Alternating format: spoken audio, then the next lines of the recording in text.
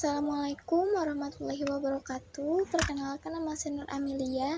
Di sini saya akan menjelaskan tentang proses sosial. Proses sosial adalah hubungan yang dilihat apabila perorangan dan kelompok sosial saling bertemu dan menentukan sistem serta bentuk hubungan tersebut. Proses sosial juga dapat diartikan sebagai pengaruh timbal balik antara berbagai segi kehidupan bersama. Misalnya, pengaruh antara sosial dengan politik, politik dengan ekonomi, atau ekonomi dengan hukum. Interaksi sosial merupakan kunci dari semua kehidupan sosial. Karena tanpa interaksi sosial, tak akan mungkin ada kehidupan bersama. Dengan kata lain, interaksi sosial sebagai faktor utama dalam kehidupan sosial. Bentuk umum proses sosial adalah interaksi sosial, karena interaksi sosial merupakan syarat utama terjadinya aktivitas-aktivitas sosial. Interaksi sosial juga merupakan hubungan-hubungan sosial yang dinamis, yang menyangkut hubungan antara orang-orang perorangan, antara kelompok-kelompok manusia, maupun antara orang perorangan dengan kelompok manusia. Interaksi sosial antara kelompok-kelompok manusia terjadi antara kelompok tersebut sebagai suatu kesatuan dan biasanya tidak menyangkut pribadi anggota-anggotanya. Berlangsungnya suatu interaksi dapat didasari pada berbagai faktor, yaitu imitasi, sugesti, identifikasi, dan simpati. Interaksi sosial merupakan hubungan sosial yang dinamis, menyangkut hubungan antara individu, kelompok, maupun antara kelompok. Dua syarat terjadinya interaksi sosial yaitu adanya kontak sosial dan adanya komunikasi. Suatu kontak dapat bersifat primer maupun sekunder. Kontak primer terjadi apabila yang mengadakan hubungan langsung bertemu dan berhadapan muka. Sedangkan kontak sekunder memerlukan suatu perantara. Sekunder juga dapat secara langsung melalui alat-alat telepon, telegram, radio, dan lain sebagainya.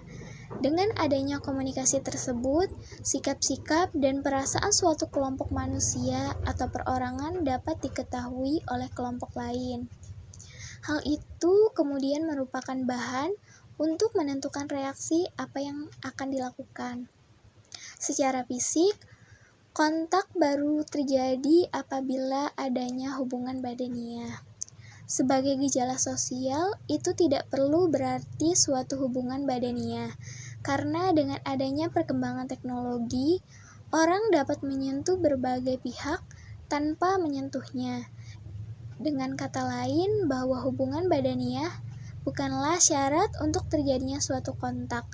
Kontak sosial dapat terjadi dalam 3 bentuk. Yang pertama yaitu adanya perorangan, yang kedua adanya perorangan dengan suatu kelompok manusia atau sebaliknya, yang ketiga antara suatu kelompok manusia dengan kelompok manusia lainnya. Bentuk-bentuk interaksi sosial dapat berupa kerjasama, persaingan, dan bahkan dapat juga berbentuk pertengkaran dan pertikaian. Pertikaian mungkin akan mendapatkan suatu penyelesaian, namun penyelesaian tersebut hanya akan dapat diterima untuk sementara waktu yang dinamakan akomodasi. Ini berarti kedua belah pihak belum tentu puas sepenuhnya. Di dalam artian bahwa interaksi itu seharusnya harus dimulai dengan adanya kerjasama yang kemudian menjadi persaingan serta memuncak menjadi pertikaian untuk akhirnya dapat pada akomodasi.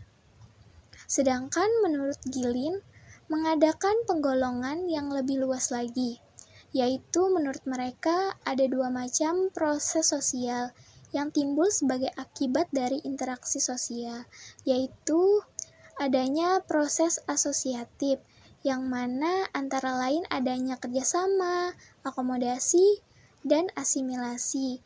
Sedangkan proses disosiatif yaitu dengan adanya persaingan, kontroversi, dan pertengkaran atau pertentangan.